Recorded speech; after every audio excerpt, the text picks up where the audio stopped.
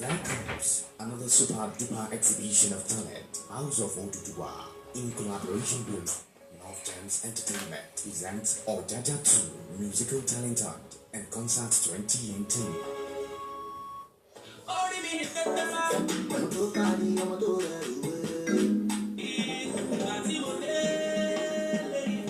Oh yeah, the second edition.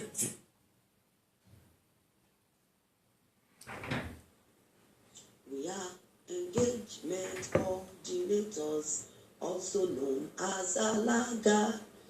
We always make occasions great. We are joy and glamour.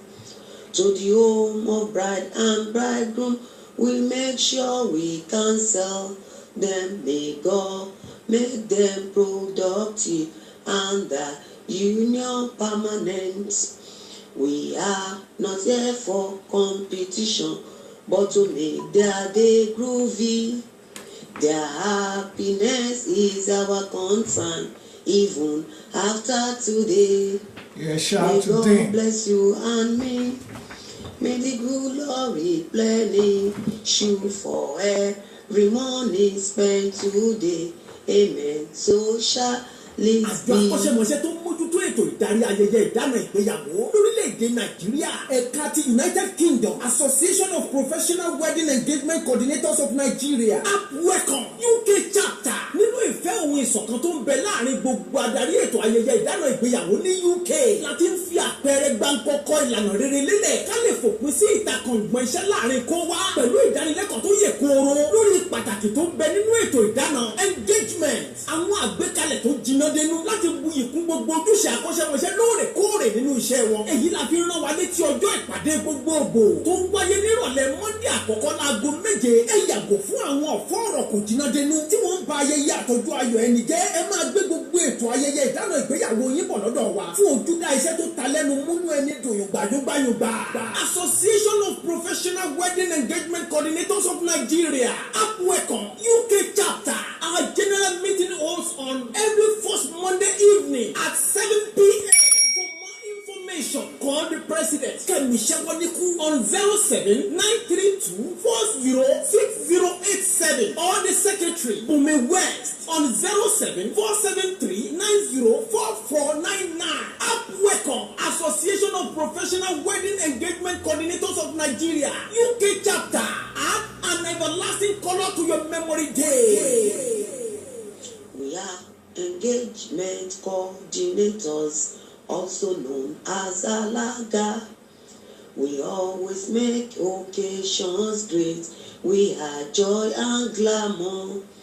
To the home of bride and bridegroom, we make sure we can sell them. May God make them productive and the union permanent. We are not here for competition, but to make their day groovy. Their happiness is our concern, even after today. May God bless you and me. May the good glory plenty shoot for every morning spent today. Amen. So shall it be.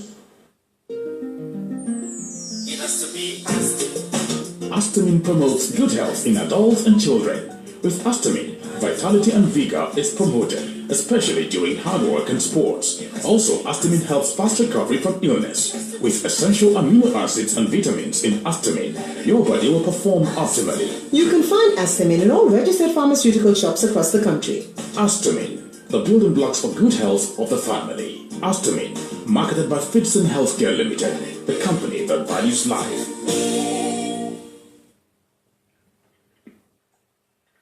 Check it. Mic check 1 2 1 2. Your boy Big T, representing 166 family. I'm a Bush in Law, UK, and worldwide. Now I'm saying I'm chilling with DJ Ali. On fait no Sheila to go Timothy wow. Ella your bottom see you are. On fait no Sheila Timothy Bobby trying this time. You will get burn. Yeah, DJ Ali, Big Teasy. Shout out Bush in Law. Shout out to everyone, East, West, South, North. DJ Allez, bêtise. I am a Ricotta, Mama Africa, Ricotta, yeah. What's up, everybody? This is your boy, Van, and we are broadcasting. Keep listening. Nice one, Baba. Thank you so much for coming. Ladies and gentlemen, may I have your attention, please?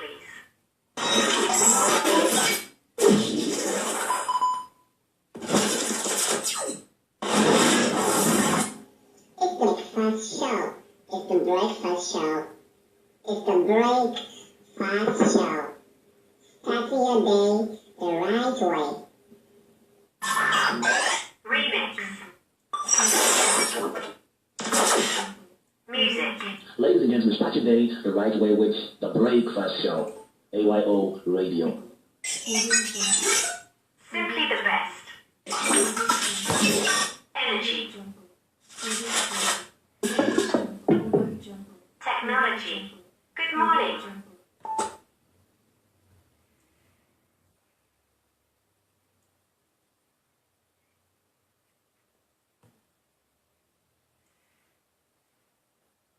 Yes, good morning and welcome to AYO Radio UK. Are you all doing out there? Yes. Sorry about that, the program is starting a little bit late. This is your favorite radio station and your favorite show, Faji Okwebose. Just coming up after the commercial break. Please don't touch the dial. Keep it locked on your friendly radio station, AYO Radio UK. Memory Lane is a historical political program that educates and entertains you on the past political events and happenings in Nigeria on your darling station AYO Radio UK, transmitting live from UK and streaming live in Nigeria. Memory Lane is of two segments. The first segment, I bring a topic of discussion on diverse economics and political issues in Nigeria. In the second segment, this is the segment in which your contributions will be read live on the program based on the topic of discussion. Join your humble and erudite presenter, Shegun Richard, on Memory Lane this week on AYO Radio UK. For inquiries, suggestions, and contributions, you can text our studio line +44 748 7570261 or text Shegun Richard on +234 8131 517033. Memory Lane is superb and thrilling historical show. Blue Corners with your Buster presenter Toka Bravo on AYO Radio UK is a two-segment program where different topics are being discussed, and on the second segment you can call in to contribute to the topic discussed. To listen, download TuneIn app on Google Play Store and search for AYO Radio UK. For sponsorship and advert placement, dial +44748 75 or +234081377 62524. Blue Corners with Toke Bravo, you will surely be enlightened.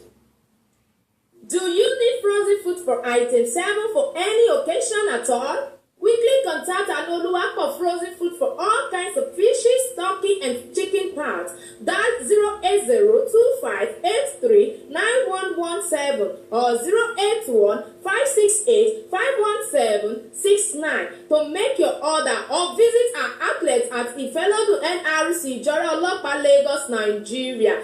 Don't get it twisted. The new LAL CEO, Anoluwa for frozen foods, ever fresh foods.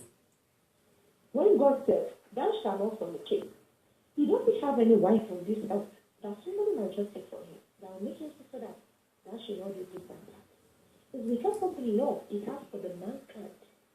It just has to be a new kind. It will also be told with the Lord, you see, I will make. So, you, it is kind of a thing to be nice, but not He told me, share around below to waju. Tàbí tó máa dúró gẹ́gẹ́ bí òjìji ọjọ́ ọ̀la wa tí ó máa fi òjìji wa ránṣẹ́ sínú ibi. Ẹ jẹ́ ká jẹ ohun tó yẹ ká jẹ lásìkò. Ẹ jẹ́ ká mu ohun tó yẹ ká mu lásìkò. Ẹ jẹ́ ká tọ́jú ilé ká tọ́jú ìta. Torí wípé àìsàn ń bẹ lóde. Mo gbà ládùúrà fún gbogbo tí tó ń gbọ́ mi lónìí pé àìsàn ní ṣe wá lọ́jọ́. Àìsàn ní fara wa ṣe bùgbé lágbára Elédùà. Àmín. Èmi náà mà tún ní ọmọ yín o, Adéníkẹ́ Bright. orúkọ tèmi ò yí padà tó bá tún di lọ́sẹ̀ tó ń bọ̀ a ó tún pàdé ìlú. Make we collabo, my people, my people, my people, my people. Wetin una dey do o? Alaro King don come again o. Mo una come, mo collabo for my program o. Una know as e dey hot na. E dey hot for AYO Radio UK. A station with charisma, a station wey get audio entertainment, programs wey dey give you the koko issues, yeah. But this one na Impact with King Alaro. Wetin una dey do? Mo una begin go call una children, go call una parents, go call una guardian, una uncles, auntie. We get everything for una. Any topic wey una want, all our topics dey very sensitive, my people. And I want make una know say Impact with King Alaro na the ogbonge show, the number one show wey I want make everybody know say all languages fit hear my show.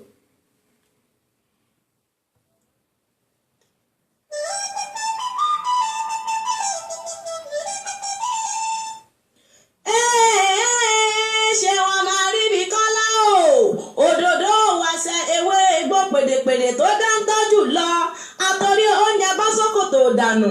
Ìbà rẹ̀ ọba àgbàlagbà tí gbanilọ́wọ́ àgbà fàgbà fọgbà sọ̀gbà onígbàdìgbàfúgbà onígbàtọ̀rọ̀ gbanìgbàǹgbà láwùjọ àwọn àgbààgbà.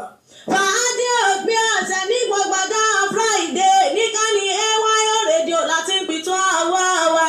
Orin ìlú àṣà èdè tó ṣá prapra lórí fàájì òpin ọ̀sẹ̀ lẹ ti máa gbọ́. Ó yá gbé bọ́ọ̀dì ẹ. Abala àkọ́kọ́ ní kí ló ń ṣẹlẹ̀ lágbo àwọn òṣèré. Abala gbé fún labalẹ̀ lẹ́ẹ̀kejì ìtàlẹ̀ ìgbé fún. Ẹ jẹ́ ká pàdé lórí fàájì òpin ọ̀sẹ̀ pẹ̀lú àtọ́kùn ètò ọmọ yín Ṣeun Àríbíkọ́lá MC Special. Ọjọ́ Friday tó ń bọ̀ yìí ẹgbẹ́ síkànnì AYO Radio kájọ máa jẹ gbádùn fàájì òpin ọ̀sẹ̀.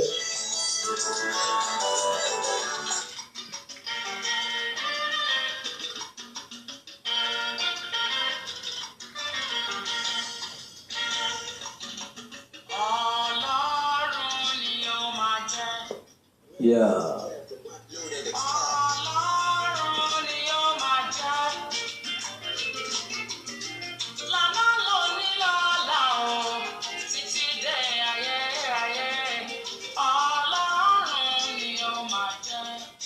Ọlọ́run náà ni ó máa jẹ́ o. Ọlọ́run ni ó máa jẹ́. Ọlọ́run ni ó máa jẹ́. Ọlọ́run ni ó máa jẹ́. Títí láì lànà lóní lọ́la òun. Títí dé ayérayé. Ọlọ́run ni ó máa jẹ́. Ọlọ́run náà ni ó kúkú máa jẹ́. Lágbára ni kò ṣeé ṣẹ́gun.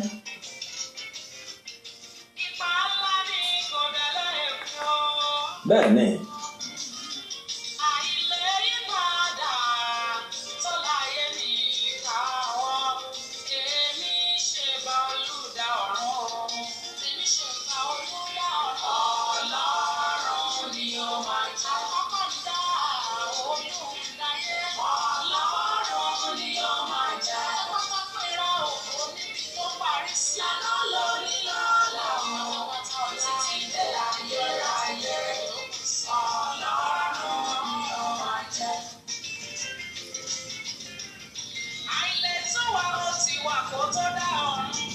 Kábíyèsí Ọlọ́run.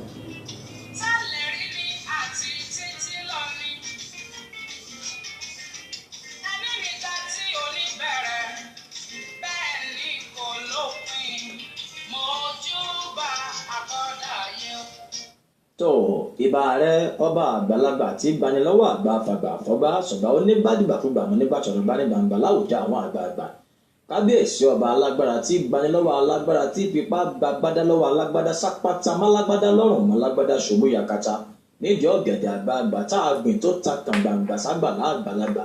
Tó mú kí yín káàbọ̀ sórí ètò fàájì òpin ọ̀sẹ̀ fún tọjọ́ ẹtì ọjọ́ Friday tòní. Tọ́pẹ́ Àlàbí bá ń gbóhùn sókè díẹ̀ sí kí n tó dárúkọ tèmi gẹ́gẹ́ kọ́kọ́ kí Ọlọ́run náà.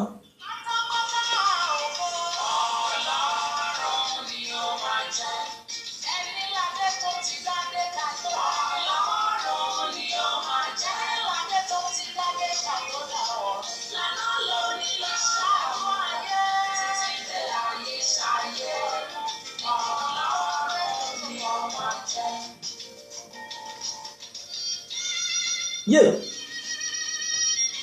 ó bà mí lápá bí gidi gan ni o.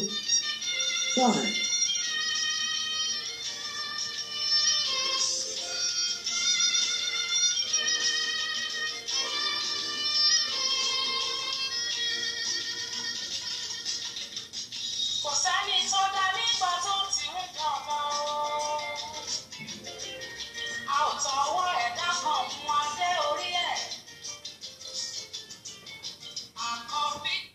yà bí n bá ní kí n tó Tọ́pẹ́ Àlàbí lẹ̀ lónìí tílẹ̀ ó fi ṣú àní kúrò ń bì fàájì òpin ọ̀sẹ̀ lẹ́tọ̀ tó wà lórí agbágbé lọ́wọ́lọ́wọ́ báyìí pẹ̀lú olólùfẹ́ yín ọmọ yín dáadáa the Fàájì Maestro Man Ṣeun ọmọ Àríbíkọ́lá tí gbogbo ayé ti mọ̀ sí MC Special ẹ fẹ́ gbóríkì yẹn àtòrí oúnjẹ bọ́ ṣòkòtò dànù yá ẹkùn lágbèrè gbèrè níjà mo ti dé sórí ètò fún tọjọ́ ẹtì tòní mo kí gbogbo yín pátápátá pé ibikíbi tẹ́ ẹ ti ń gbọ́ ìkànnì yìí àti ètò yìí lápapọ̀ ẹ kú ilé lápá àbí torí pé ẹ kú ilé báyìí là á kára lé ẹ̀rì wá là á kéèrò ọ̀nà tó láìsí ọlọ́run kò sí àwa ìkànnì AYO rédíò náà láwà lápá àbí ó bọ̀ kú charisma ó ti ń ba síbẹ̀ gidi gan ni fàájì òpin ọ̀sẹ̀ lẹ́tọ̀ tí ó gòrí afẹ́fẹ́ ẹ jẹ́ ń wọnú ètò lọ gan nísàn-án ẹ̀yà instrumental yẹn dà bá mi já sí dáadáa.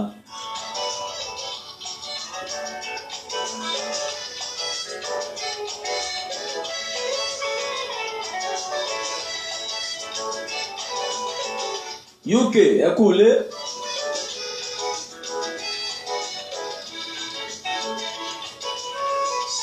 Nàìjíríà ẹ kú ilé lápá àbí.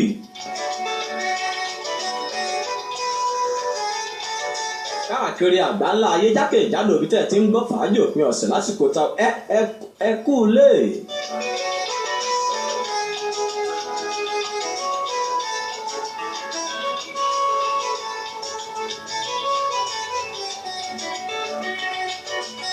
ọ̀gá mi dáadáa ṣó ń máa gbọ́ mi dáadáa ọwọ́ rẹ̀ àmúlélé.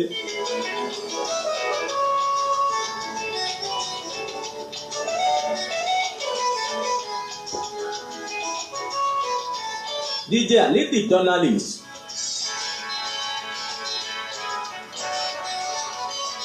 níbo ló kẹ́yìn mọ́ lápá àbí lọ́sàn-án tòní láàárọ̀ tòní tàbí láṣà ilẹ̀ yín wà bí tẹ́ ti ń gbọ́ fàájì òpin ọ̀sẹ̀ ẹ kú dédé àsìkò yìí.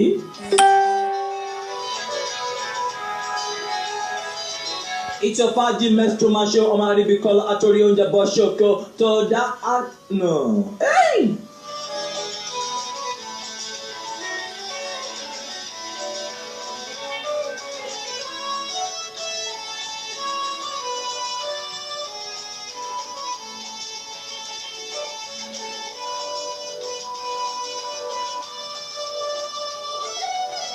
tó ẹ ti mọ̀ bá a ṣe máa ń ṣe ní gbogbo ọ̀sẹ̀ lórí ètò fàájì òpin ọ̀sẹ̀ mi ò ní dá yín lágara lónìí náà ẹ dẹ̀ máa gbádùn ẹ̀ bí òyìnbó ṣe ń gbádùn tíì tí àwọn Yorùbá sì máa ń gbádùn ẹ̀kọ́ gbóná Haúsá máa gbádùn fúrà tó bá ti pò sínú ìgbà fúrà bá ẹ̀rì tí wọ́n máa gbé mú kọ̀líkọ̀lí ó ti yé yín lápá àgbẹ̀ yẹn ẹ kú lé dáadáa níbi tí mo tẹ̀ tí ń gbọ́hùn mi lásìkò tá a wà níbẹ̀ yìí orúkọ mi ò tí ì yí padà Ṣeun ọmọ Àríbíkọ́lá náà lórúkọ mi mo sọ fún yín lẹ́ẹ̀kan MC Special tó ṣanọ́mà gbé kí ló sọ gbé bọ́dì ẹ̀ lápá àgbẹ̀ yẹn fàájì òpin ọ̀sẹ̀ ti wà lórí afẹ́fẹ́ níbí níkànnì AYO rédíò ẹ lè pè wá live and direct sórí studio line +4474870261 lẹ́ẹ̀kan sí ẹ pè wá tàbí kẹ́ ẹ sẹ́ndì àtẹ̀jíṣẹ́ WhatsApp sórí nọ́mbà yìí studio line tó já sápá àbíni +4474870261 tàbí sórí nọ́mbà MC Special tó ṣanọ́mà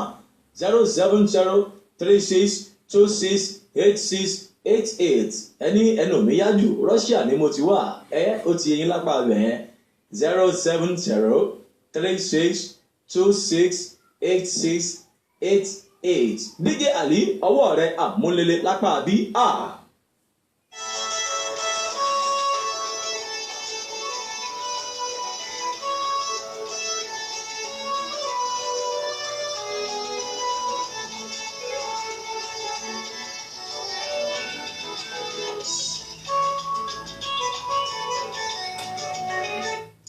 Entertainment gist náà la fi máa bẹ̀rẹ̀ lápá bí awọ́wọ́ la fẹ́ sọ fún yín nípa ẹ̀ lónìí entertainment gist yẹn pọ̀ nílẹ̀ gidi gan ni ó lágbára gan tó tọjọ́ tòní jẹ́ ń gbé tí èlé ẹkùn ọkọ̀ lára Gbénga Adébóyè bó o bá dọ̀run kó o sọ̀run rí o máma jọkùnrin máma jẹ ekòló ohun tó bá ń jẹ lọ́rùn náà ni kó o máa bá wọn jẹ ó pé ọdún 16 years tí Gbénga Adébóyè ti wọ káàlẹ̀ sàn kí làwọn fact àwọn nǹkan wo ló wà nípa Gbénga Adébóyè tó máa ń yani lẹ́nu gan ni ọjọ́ on the 30 oṣù kẹrin láàrin ọ̀sẹ̀ yìí náà ni ó pé ọdún 16 tí Gbénga Adébóyè tó ti wọ káàlẹ̀ sàn Gbénga Adébóyè tá à ń sọ nípa rẹ̀ yìí pèdèpèdè sọ̀rọ̀sọ̀rọ̀ tó gbá yẹn ní comedian ni ó ń sọ̀rọ̀ lórí rédíò àti tẹlifíṣàn káàkiri ìpínlẹ̀ Èkó àti ìpínlẹ̀ Ọ̀yọ́ níbí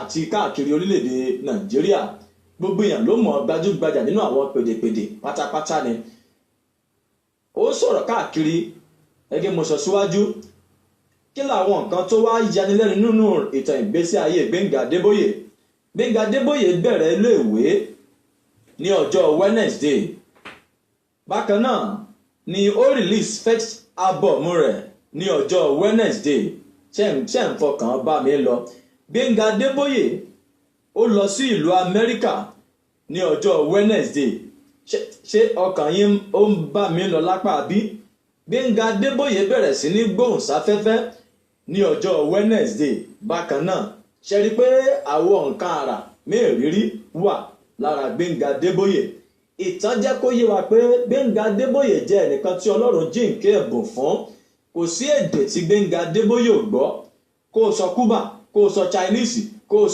o sọ gbogbo ẹ̀ ìtàn fi yé wa pé Gbénga Adébóyè máa translate ẹ̀ dáadáa sí èdè Yorùbá Ọlọ́run jíǹkí ẹ̀bùn fún Gbénga Adébóyè ẹ̀bùn pọ̀ kù láti secondary school ní Gbénga Adébóyè ti bẹ̀rẹ̀ sí nílé ẹ̀bùn bọ̀ tí a bá gbé ìwé fún Gbénga Adébóyè tó bá jẹ́ odidi textbook ńlá kan láàrin ìṣẹ́jú 2-3 gbogbo ẹ̀ ó ti wà lórí Gbénga Adébóyè ọ̀rẹ́ tímọ́tímọ́ Gbénga Adébóyè bá pèdè ilẹ̀ Yorùbá Alhaji Gbóyèga Lawal ó ti sọ fún wa rí pé Gbénga Adébóyè jẹ́ ọ̀rẹ́ láti secondary school tí yóò sì jẹ́ ẹni tí ọpọlọ rẹ̀ mú ṣánṣán mò ń padà bọ̀ mi ò tí ì dé.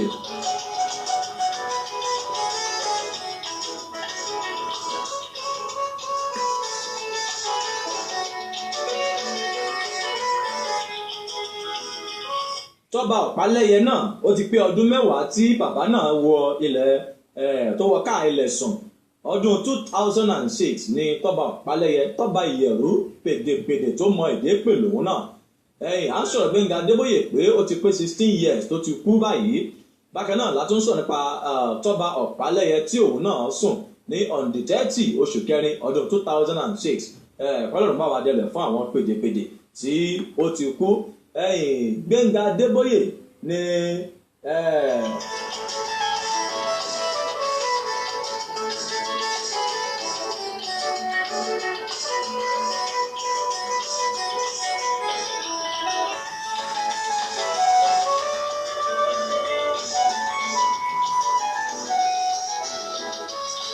Tọ́ba Ọ̀pálẹ́yẹ Tọ́ba Ìyẹ̀rú Ọ̀kín mo sọ lẹ́ẹ̀kan pé ọdún 2006 ni òun náà rí wàlẹ̀ àṣà ó ti ń lọ bíi 13 years báyìí bákan náà mo sọ fún yín lẹ́ẹ̀kan pé bá pèdè ilẹ̀ Yorùbá Gbóyèga Lawal àti sọ nínú ìtàn rí pé àti secondary school ni àwọn àti Gbénga Adébóyè ti jọ jẹ́ ọ̀rẹ́ rí Gbénga Adébóyè ló fi àjọ FIBAN lọ́lẹ̀ ní orílẹ̀-èdè Nàìjíríà àwọn èèyàn freelance broadcaster ní orílẹ̀-èdè Nàìjíríà Gbénga Adébóyè ló fi lọ́lẹ̀ àwọn nǹkan tí Gbénga Adébóyè ti ṣe ó pọ̀ ní nítorí ó jẹ́ ẹlẹ́yinjú àánú tí àwọn èèyàn sunkún lọ́pọ̀lọpọ̀ nígbà tí ó rèwàlẹ̀ àṣà ṣùgbọ́n ọjọ́ ń rebi àná lórí ètò yìí òórùn ń rebi àtiwọ̀ àlejò mi ń wò mí lójú lébélébé níbi tá a wà ń bí ẹ jẹ́ kí n tún jẹ́ ayín sí nípa ti Regina Daniel ọ̀dọ́mọdébìnrin Nollywood actress yìí wọ́n sọ pé ó márì bàbá tó tó 59 years Ned Nwoko lórúkọ arákùnrin tí Regina Daniel tí mo sọ fún yín lọ́sẹ̀ tó kọjá pé ó ṣẹ̀ṣẹ̀ ra jeep tuntun bákan náà àwọn tó ṣe birthday nínú ọ̀sẹ̀ yìí ẹ jẹ́ n sáré forin lànà kó máa lọ rẹ̀ dọ́jú. MC Special is on the radio.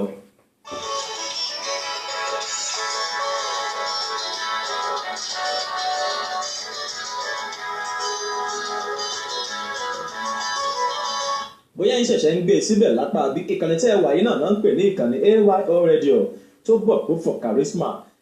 Ètò tẹ̀sí ń gbọ́ lọ́wọ́ ní fàájì òpin ọ̀sẹ̀ ní gbogbo ọjọ́ Jímọ̀ láàrin aago 10 sí 10 àbọ̀ UK and Nigeria time lọ́wọ́lọ́wọ́ tá a wà ń bí. Orúkọ mi ò tí ì yí padà ṣéun ọmọ àríbí kọ́là náà orúkọ MC Special ọmọ àtòrí oúnjẹ bọ́ ṣòkòtò dànù. Àwọn tó ṣe birthday láàrin ọ̀sẹ̀ yìí Karim Adépọ̀jù tẹ́ ẹ bá ń gbọ́ nípa Karim Adépọ̀jù ọ̀pọ̀lọpọ̀ ènìyàn ò lè mọ ẹni tó ń jẹ́ bẹ́ẹ̀ ṣùgbọ́n tí má ti dárúkọ stage name wọn ẹ̀ ti mọ̀ bàbá Wándé ni mò ń sọ nípa ẹ̀ at 70 bàbá Wándé pé 70 láàrin ọ̀sẹ̀ yìí Ayọ̀ Fábíyì lónìí gangan ló láàrin ọ̀sẹ̀ yìí náà lòun náà ṣe birthday bákan náà Murphy Àfọlábí on the 5 May 5 ní birthday Murphy Àfọlábí gbogbo wọn yìí pátápátá ló jẹ́ Nollywood actors tí wọ́n dẹ̀ ń ṣe dáadáa lẹ́ka ti entertainment industry ní ẹ̀ka ti film industry lápá bí May 5 Murphy Àfọlábí Adéṣẹwà Akéwì ló gbé sí mi létí bẹ́ẹ̀ lápá bí bákan náà ni atúndà tó tún ṣe birthday káàkiri orílẹ̀-èdè Nàìjíríà ní àárín ọ̀sẹ̀ yìí ṣùgbọ́n àròjọ́ mùsùlùkùn ọjọ́ ń rebi àná òun ń rebi àtiwọ̀ ẹ jẹ́ kí n lọ sókè lọ́hùn náà tí n bá padà dé kí n wá gbé àlejò mi wọlé agbára.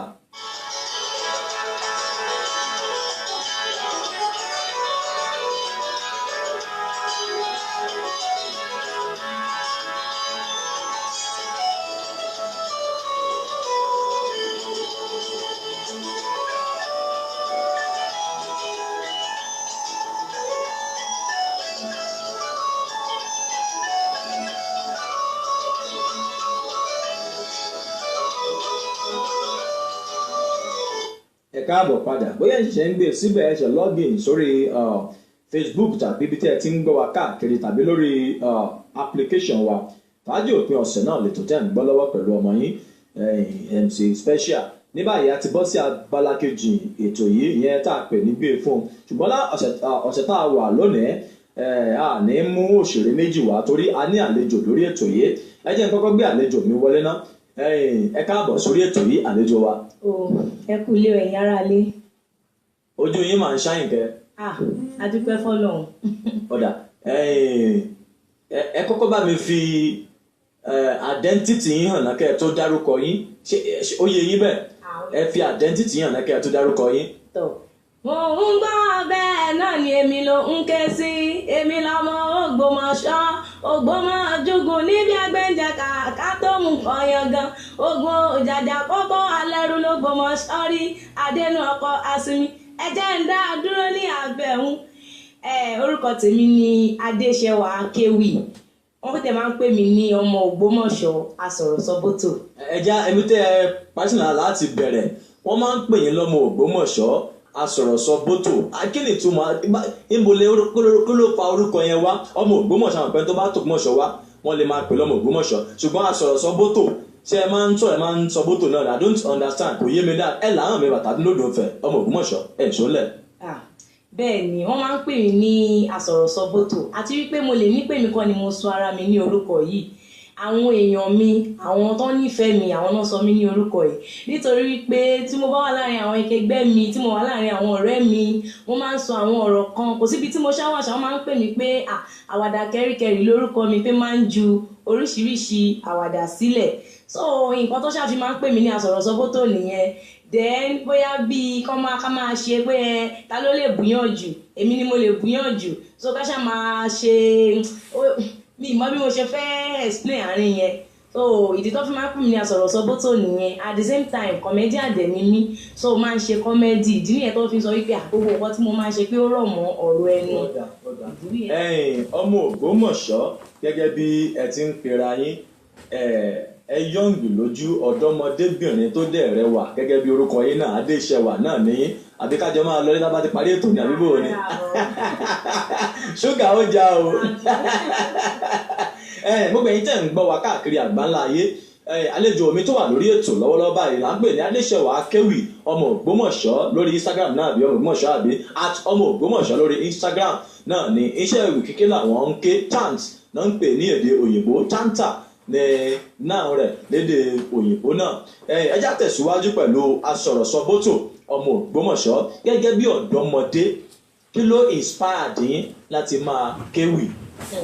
ní àkọ́kọ́ náà ẹ ṣé fún ìbéèrè tẹ̀bí mi àwọn èèyàn náà ti máa ń bi mí léèrè ọ̀rọ̀ yìí tipẹ́tipẹ́ kó tó di pẹ́ tiẹ̀ bí mi wọ́n máa ń bi mí náà àmọ́ lóòótọ́ ẹlòmíì gan máa ń bú mi pé kí ni nǹkan tí mo rí nínú iṣẹ́ ewì yìí pé kí ló special ń bẹ̀ bọ́n mo kàn ṣáà mọ̀ wípé bí orúkọ yín mo kàn ṣáà mọ̀ wípé Ọlọ́run ló kàn ṣáà fún mi ní ẹ̀bùn yẹn torí ẹlòmíì kò kí yẹn máa ń bí pé ṣé mo kọ́ iṣẹ́ ewì kíké ni mo dẹ̀ máa ń sọ fún ọ pé mi ò kọ́ o wípé bọ́lá ọkọ̀ ṣáà ṣe fún mi ní ẹ̀bùn yẹn kò yé èmi gangan fúnra lára mi àmọ́ mo kàn ṣáà lè sọ wípé bó ṣàṣe wu Ọlọ́run ẹ mọ̀ pé Ọlọ́run òun náà ni ọba tó rọ mí tó mọ mí òun ló dẹ̀ fi mí dára bó ṣe wù nǹkan tó ṣẹlẹ̀ nìyẹn so mi lè sọ pé bóyá nǹkan báyìí pàtó òun ṣùgbọ́n ní ẹnu ìgbà tí mò ń ṣe iṣẹ́ yìí èmi gan mo mọ̀ wípé no iṣẹ́ gidi ni iṣẹ́ tó dáa ni iṣẹ́ tí mo dẹ̀ lè fi ọwọ́ ẹ̀ sọ̀yà kà ní iṣẹ́ tó dá mi lójú tí mo dẹ̀ lè fògùn ẹ̀gbá rí. ọ̀dà ẹ kú ohun ọmọ Ògbómọ̀ṣọ́. yàrá lóòtú mò ń dá yín lóhùn. ẹja gbé ẹgbà ọ̀nà bí gẹ́gẹ́ bí akéwì ṣé ẹ lérò pé iṣẹ́ yìí ẹ má fẹ́ ṣe báwo ló ṣe lè bẹ̀rẹ̀ ṣé ìyẹn máa ń kọ́ àbí ẹ̀bùn látọ̀run wá níṣẹ́ ewì kíké.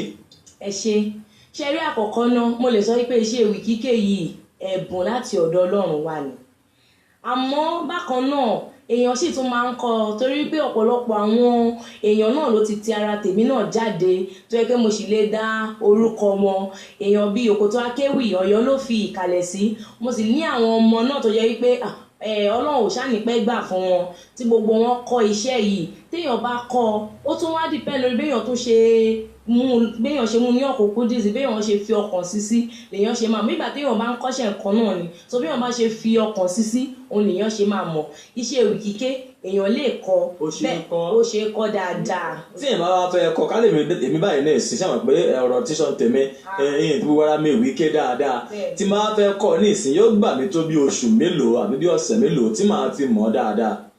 ṣe mọ̀ wípé àwọn Yorùbá wọn tó wá ní orí tí káyé gbé wá sáyé nǹkan ní káyìn lè gbé wá àbí bẹ́ẹ̀ ṣe mọ̀ wípé orí wọn òkèrè bẹ́ẹ̀ ni bẹ́ẹ̀ ni so nǹkan tí mò ń try láti sọ náà nìyẹn wípé a máa ní àwọn míì tó mo kún ẹni Òkòtó Akéwì tí mò ń sọ yẹn iṣẹ́ yẹn tí mo kọ́ kò lójú bóyá bí oṣù kan lọ tó ti sáré mọ iṣẹ́ ewì yìí tó ti mọ gbogbo ẹ̀ àti jálá àtẹ̀sá àti gbogbo. ẹni sùúrù ó túmọ̀ sí pé iṣẹ́ ewì kíké ò kìí ṣe nǹkan tó nira pọ̀. kódà kìí ṣe nǹkan tó nira fáwọn tí kò bá rò bẹ́ẹ̀ pò nira o nítorí bí ẹ mọ̀ wípé wọ́n máa sọ pé ìgbàgbọ́ ni gbogbo nǹkan téèyàn bá nígbàgbọ́ pé nǹkan yìí iṣẹ́ yìí mo lè ṣe èèyàn máa ṣe ni nǹkan tèmi mọ̀ nìyẹn ṣùgbọ́n ẹ̀yin ní ìsìn ẹ lọ pé tẹ bá fẹ́ kọ́ bẹ́ẹ̀ mi ṣe ń wò yín ẹ̀yin ó lò tó yá bí oṣù mẹ́ta o ẹ lò tó sùn mẹ́ta ẹrù pọ̀ lórí yín ni gbogbo ẹrù tó pọ̀ náà ni.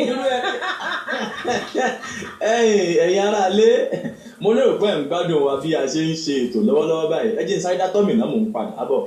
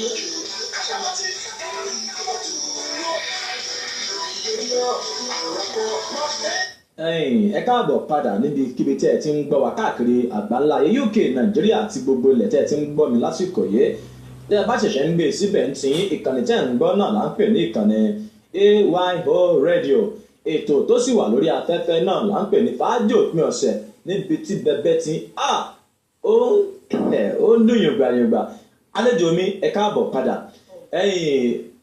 Adéṣẹwà Akéwì ni mo gbé wá sórí ètò ẹ̀rí orin tí mo play nísìnyí ó ní bá Yorùbá ní pé tí ò bá ní bá obìnrin yìí jẹ́ kúmọ́lú gẹ́gẹ́ bí ọ̀dọ́mọdé arẹwà obìnrin Akéwì báwo lẹ ṣe ń prove integrity yín ẹ jẹ́ n sọ Yorùbá báwo lẹ ṣe ń prove ọmọlúwàbí tẹ́ ẹ bá lòde àìmọ̀ pé bẹ́ẹ̀ ṣe rẹ̀ wáyé gbà báwo ni ẹ ló bébí ọmọ Fáyìnkẹ́ báwo lẹ ṣe ń prove ọmọlúwàbí gẹ́gẹ́ bí entertainer ní industry yìí. ẹ ṣe olóòtú ìbéèrè tẹ́ bí mí yẹn kódà in fact ní tí ẹ mọ nǹkan tí mo fẹ́ sọ nítorí pé kò sí kódà kéèyàn má tiẹ̀ dá rárá kó dàbí ìnàkí kó dàbí ọ̀bọ̀gàn àwọn ọkùnrin aṣàṣìṣe wọ̀ nǹkan tí mò ń sọ náà nìyẹn ṣé wàá rí lóòótọ́ náà tá a bá lọ sí òde oríṣiríṣi tá a bá lọ bá tá a gbà náwó kan ọ̀sán oríṣiríṣi nǹkan la máa ń face akọ̀lé wà lórí stage káwọn míì kan wà máa bá wa pé àwọn nídìí nọ́mbà o nǹkan kan bẹ́ẹ̀ yẹn ṣá ṣùgbọ́n ọmọ ọ̀dọ́ náà máa ń fi ọgbọ́n ṣe é kò ń ṣe wípé bóyá kán wá gba nọ́mbà yẹn ká wá bẹ̀rẹ̀ ká wá máa bú wọn rárá o because láàrin wọn náà àgbọ̀rọ̀ wọn torí pé láàrin wọn náà a máa ń rí ẹni tó yẹ kó máa gbéṣẹ́ fún wa so kì í ṣe wípé bóyá gbogbo ọkùnrin tó bá ń gba nọ́mbà èèyàn òun náà ló fẹ́ máa fi ọ̀rọ̀ fẹ́ ló fẹ́ máa fi lọ̀yàn so tó bá wá gba nọ́mbà bẹ́ẹ̀ àbí tó bá wá báyàn èèyàn náà máa ń fi ọgbọ́n ṣe èèyàn lèèyàn máa mọ béèyàn ṣe máa ṣe àwọn àgbékalẹ̀ ọ̀rọ̀ yẹn pé àdáàdì wa ọmọ kékeré ni àwa jẹ́ sí yín ìrànlọ́wọ́ yín náà látó fẹ́ o àmì tí ìwọlé yá rárá o tí ẹ̀rọ bà sí ní mímì tí ìwọlé yá. ó dà ẹ má jà lọ jìnnà jù orí afẹ́fẹ́ la wà báyìí lọ́wọ́lọ́wọ́ ẹ̀yin tẹ́ ń rò pé ẹ tiẹ̀ fẹ́ wojú Adéṣẹwà Akéwì tí mo gbé wá sórí ètò ẹ lọ sórí Facebook page mi at Ṣeun Special tẹ́ bá ti tẹ Ṣeun Special lórí Facebook ẹ ti rí mbẹ̀ ẹ dẹ̀ lè send DM mi sí orí WhatsApp lórí 07036268688 ẹ ti rí tí mo ti gbé sí orí status mi níbẹ̀ lórí WhatsApp mi lápá bí tàbí lórí Instagram ẹ lè wá mi at oluwaspech yẹn spelling ẹ̀ nìyí SPESH ní Instagram page mi tàbí Instagram page ẹni tí mo gbé wá gangan at ọmọ Ògbómọ̀ṣọ́ ẹ rí bó ṣe rẹwà bó ṣe dára bíi ègbìn wọn ní ọmọ dára ó dẹjọ́ fine boy fine girl àlejò mi ẹjá gbẹgbẹ apá àbí ìjẹ́ ẹ ti marry. rárá o ọ̀dọ́ sì ni mí. ọ̀dọ́ langba àbí ọ̀dọ́ korogbo. ọ̀dọ́ langba ni. tẹ́ bá wá rí ẹnìkan tí ó wá ní pé MC Special ẹni tó gbé wá yẹn mo máa bò wá ní báyìí tí ṣé sáàyè sì wà ńlẹ̀. kò sí àyè o ẹ má bínú mi kò sáyè kò sí vacancy bọ kò sí vacancy ó ti di pa o. ó dà o ó dà ẹja mẹ́nu kúrò lórí yẹn àyàbá nìyẹn ká lè fi máa káàṣì fọ́ọ̀nù yẹn ọmọ Ògbómọ̀ṣọ́ káwá ní pé ní ìsìn báyìí èèyàn fẹ́ wá sí ọ̀dọ̀ yóò fẹ́ wá kọ́ṣẹ́ ìwé kíké ó máa tó bí èlò tó máa san tó fi máa ké torí mo rò pé àwọn tó ń gbọ́ mi lọ́wọ́ báyìí àwọn tó láìkì àṣà náà wà láàrin wọn tó pọ̀ dáadáa tó láìkì àṣà Yorùbá wọ́n fẹ́ kéwì ó máa tó bí èlò ní ṣókí láàrin 30 seconds. ó dáa ó wá depend lórí nǹkan tí ẹni náà bá fẹ́ kọ́ nítorí pé ọ̀tọ̀ léwì ọ̀tọ̀ ní ẹ̀sà ọ̀tọ̀ sì ní jálá tábà rẹni tó yẹ kó nífẹ̀ẹ́ sí gbogbo ẹ̀ tó yẹ pé ohun náà ni à ń fi gbogbo ẹ̀ ṣe tó bá yẹ kó bá nífẹ̀ẹ́ sí gbogbo ẹ̀ wípé tó fẹ́ kọ́ lẹ́ǹkan náà at least màmá demand tó bóyá bíi 25,000 lọ́wọ́ ẹni yẹn ṣùgbọ́n tó bá jẹ́ wípé ewì lásán lèmi fẹ́ kọ́ mi fẹ́ mọ anything mọ́ bóyá bíi 15,000 so bá a ṣe máa ń gbà nìyẹn. ṣé ẹ wá lérò pé ó yàn wá pọ̀ jù. rárá ẹ mọ̀ wípé ẹni tó bá fẹ́ kọ́ṣẹ́ náà ẹni àti ẹ̀ ṣáà máa sọ̀rọ̀ àtọ̀ so dẹ̀ lè jẹ́ pé tá a bá ríra wa a máa mọ bá a ṣe máa ṣe ṣùgbọ́n normal price òun ni mo sọ yẹn ṣùgbọ́n tá a bá ríra ó tún ní ọ̀nà míì tá a tún máa gbé gbà. ó dà ọjọ́ ń rebi àná òun rebi àtiwọ̀ Adéṣẹwà Akéwì láàrin ìṣẹ́jú kan ẹ kéwì tó máa lọ́pọ̀ mọ́ AYO Radio àti fàájì òpin ọ̀sẹ̀ kẹ́ ẹ wá fi hàn pé lóòótọ́ ẹ dáńtọ́ níbi nǹkan tẹ̀ ń ṣe láàrin ìṣẹ́jú kan. tọ́ ànímọ́ ni tó bá bí yín pé ta ní kọrin ewì sétí ẹ̀yìn ẹ má fojo pòjó omi àní ẹbí bẹ́ẹ̀ ni bá dòde ìbá babẹ́ nílà àkọ́kọ́ ju ìbá kọ́dẹ̀ ayé ọba ṣẹ̀dá ọ̀run ọba tó ti ń bẹ ká tó máa bẹ tó orí fàájì òpin ọ̀sẹ̀ náà la wà ibi tá a ti ń dábí ẹ̀dùn tá à ń rọ̀ sọ̀rọ̀ bí òwe o pẹ̀lú ọmọ yín MC Special olúwa ṣeun àríbíkọ́là ló kọ rẹ̀ ń jẹ́ ọmọ yín ẹ̀gbọ́n yín bàbá yín. ó ti tó Adéṣẹwà Akéwì káwá nípa àwọn èèyàn fẹ́ pè yín lẹ́yìn ètò yìí mọ́ ṣe gbọ́ wa tán sí pé mo gbádùn ètò yẹn ṣé ẹ lè fi nọ́mbà yín fún gbogbo àgbáyé tó ń gbọ́ yín báyìí ọ̀yá ẹ pe nọ́mbà yín. mo lè fi nọ́mbà mi lẹ̀ ẹ jẹ́ 08142663060 fáwọn tó yẹ pé bóyá àwọn ọ̀gbọ́n ẹ jẹ́ kí n tún pè lẹ́ǹkan sí i 0 8 0 2 2 ẹ̀fà ẹ̀ta òdo ẹ̀fà àti òdo. ẹ fi ohun ewì kẹ́ ẹ fi pe nọ́mbà yín. àní tẹ́ ẹ bá fẹ́ pè mí sórí ẹ̀rọ ìbánisọ̀rọ̀ mi àní nọ́mbà mi rèé mo fẹ́ kẹ́ ẹ kọ sílẹ̀ o 0 8 0 2 ẹ̀fà ẹ̀ta òdo ẹ̀fà òdo ohun gangan lẹ lè pè mí sí. òdo gan pọ̀ ní nọ́mbà yóò ó gbẹnu tán fàájì òpin ọ̀sẹ̀ ti débi kòókòndó báyìí ẹ dákun ọjọ́ rẹ̀ bí àná òun rẹ̀ bí àtiwọ̀ ẹ pè wá sí orí àwọn nọ́mbà yìí +4474870261 tàbí sórí nọ́mbà tèmi 07036268688 tàbí lórí àwọn social media handle wa @ayoradio.uk @DJ Ali journalist @oluwaspech lórí Instagram tàbí lórí Facebook wa káàkiri ọjọ́ mùsùlùkùn ọjọ́ ń rebi àná gbogbo yìí ẹ̀já rere DJ Ali àti gbogbo ẹ̀yin tẹ̀ ń gbọ́ mi lásìkò yìí ó tún di ọjọ́ mẹ́jọ ká tó pàdé lórí ètò fàájì òpin ọ̀sẹ̀ orúkọ mi ò yípadà èmi ní Ṣeun ọmọ àríbíkọ́lá àtòrí oúnjẹ bọ́ ṣòkòtò the MC Special the only fàájì maestro you get on AYO radio kashia next week bye I love you pipiun.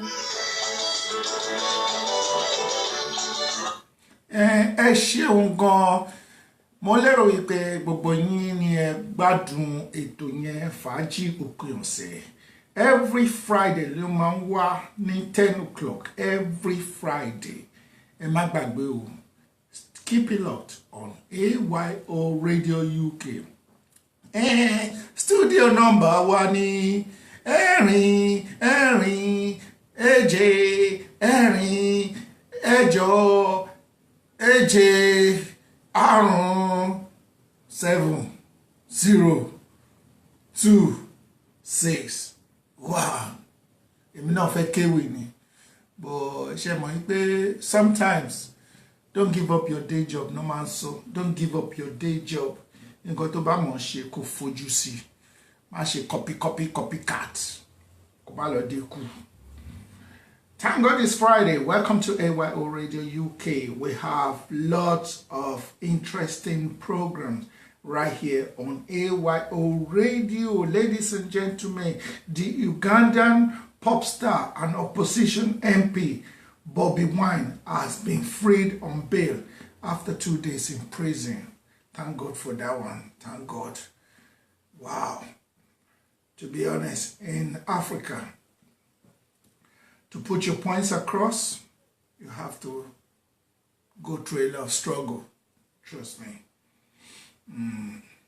Protest as Sudan negotiation stall. Woman told to go to Libya for daughter. A judge calls it a truly heart-rending story after a woman's child is abducted and taken to Libya. Wow, these are headlines, breaking news, breaking headlines. And congratulations to one of our able presenters right here on AYO Radio, MC Beta, as he received a certificate as a professional MC for all events.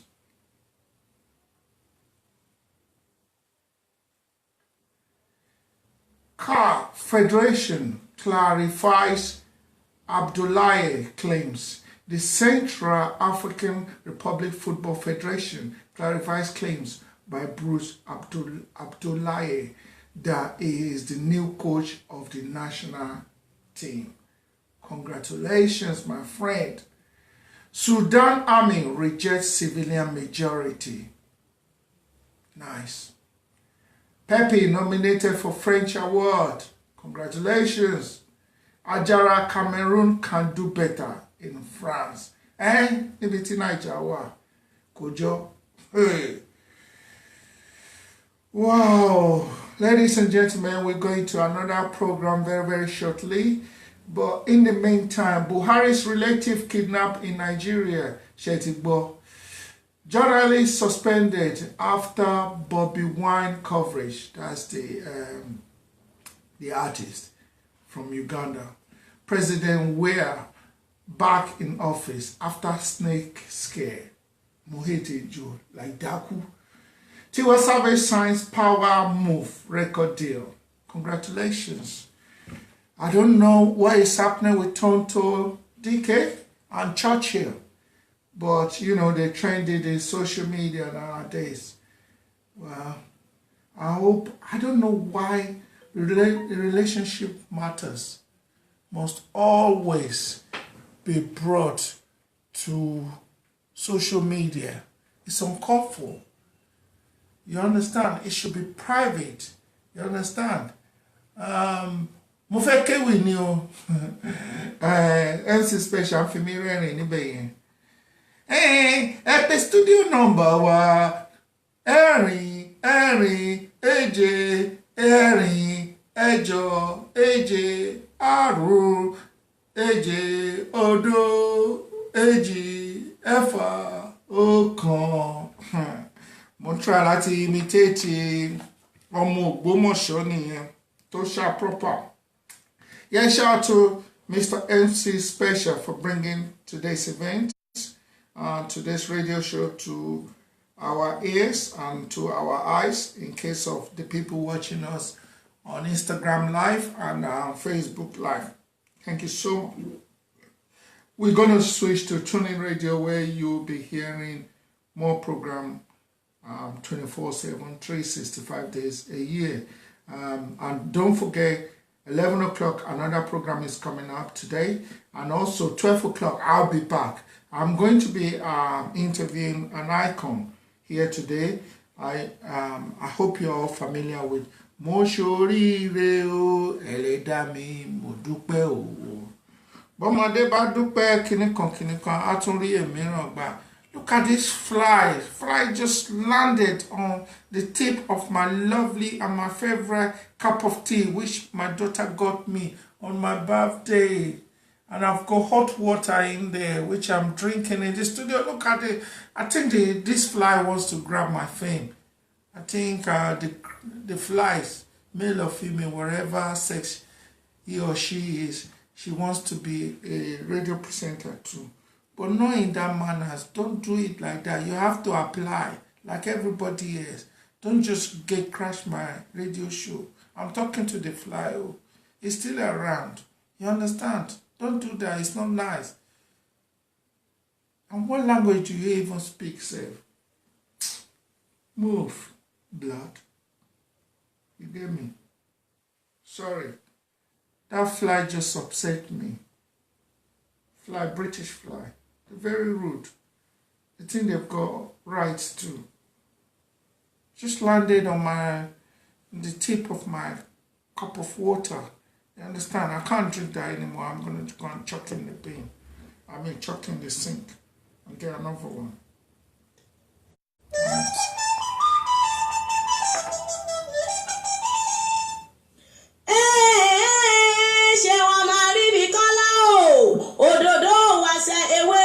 Pèdèpèdè tó dáńtọ́jù lọ àtọ́rí oúnjẹ bá sókòtò dànù. Ìbà rẹ̀ ọba àgbàlagbà tí gbanilọ́wọ́ àgbà fàgbà fọgbà sọ̀gbà onígbàdìbàfúgbà onígbàtọ̀rọ̀gbànìgbàǹgbà láwùjọ àwọn àgbààgbà.